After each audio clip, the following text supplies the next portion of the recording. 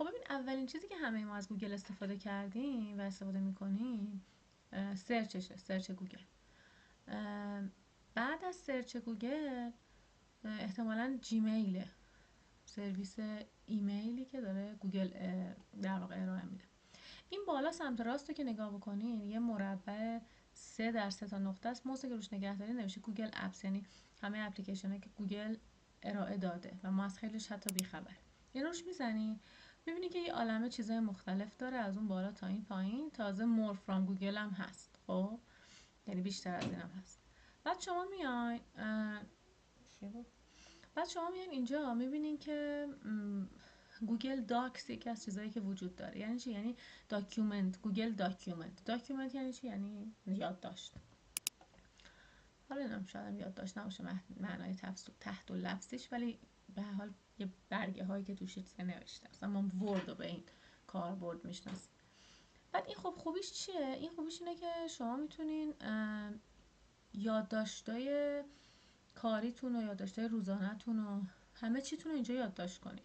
و از اونجایی که ما همیشه گوشی دستمونه، وقتی شما تو گوگل داکس چیزی رو مینویسین آپلود میکنین، همزمان توی گوشیتون هم هست، تو لپتاپتون هم تغییرش بدین، ویرایشش کنین یا چیز جدیدی بسازین، اونجا آپلود کنین. اینجا هم هست، اینجا آپلود کنید، اونجا هم هست. یا هر دستگاه دیگه که شما با به در واقع اکانت گوگلتون لاگین کنین به نوتاتون دسترسی خواهید داشت. من خودم همیشه نوتامو توی یه دفتری می نویسم، بعد این دفتره رو اینطوری میکنم از اینا، از این اینطوری ها که هر کدوم مال یه چیزه. بعد اون داکیومنت مربوط به اون رو باز میکنم، تهش یه برگه میذارم، چیزی که میخوام اضافه کنم و اضافه میکنم. خب بعد خیلی وقتا لازمه که یه چیزی به ذهنم میرسه یا یه چیزی پیش میاد، لازمه که داکیومنتمو نگاه کنم. اگر این همراه من نباشه اون ندارمش. ولی حالا یاد گرفتم که همه نوشته‌هامو تو گوگل داکس مینویسم و هر وقت که لازم باشه، اولا که حجم فیزیکی نداره، سنگین نیست، و اینکه همیشه همراهمه، هر وقت بخوام هر چی به ذهنم برسه توش وارد میکنم، از توش میخونم و بهش دسترسی دارم.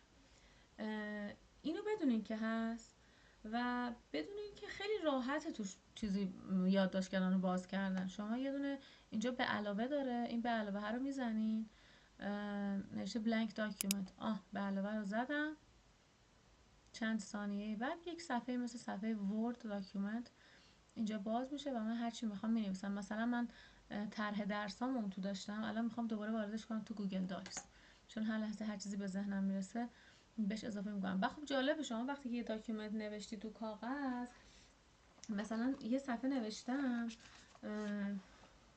اینطوری، خب بعد میخوام مثلا خط اینامش یه چیزی اضافه کنم دیگه، بین این دو تا خط جا نیست، این کثیف کاری میشه، مثلا واضح نمیشه. ولی تو داکیومنت شما یه اینتر میزنید، یه خط اون وسط اضافه میکنید.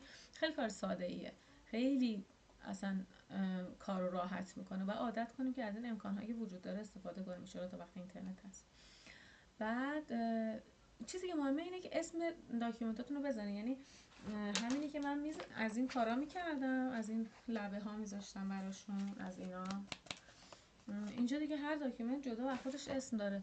اون بالا نوشته آن تایتل داکیومنت، روش کلیک میکنین، انتخاب میکنین، اسمش رو عوض میکنین. مثلا من اسمش رو میذارم طرح